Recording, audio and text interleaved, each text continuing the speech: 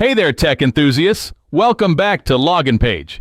In this tutorial, we're diving into the exciting world of GCash on desktop PCs.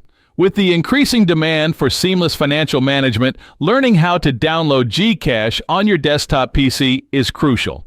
Before we begin, please support us by subscribing to our channel. Thank you. First, download and install the BlueStacks program from www.bluestacks.com onto your computer. After installation, when you run the program, a window similar to mine will open on your screen.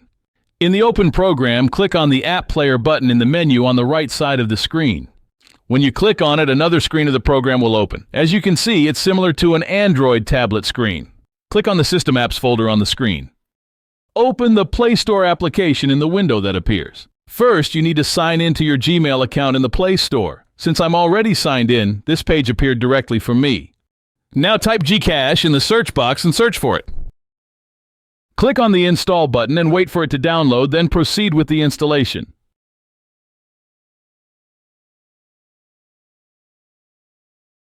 Then click on the Open button to launch the GCash application. GCash will first request permission to access your contacts, storage, device location, and camera. Click OK, and then click Allow on the next 5 permission requests. Once you're in the Welcome to GCash screen, click Login. Enter your GCash account number by typing it on your keyboard. Click Next to proceed.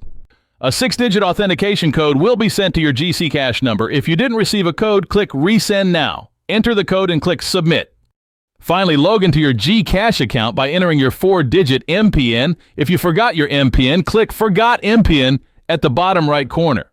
Don't forget to like, comment, and subscribe to Login Page for more informative tutorials and tech updates. Your support means the world to us.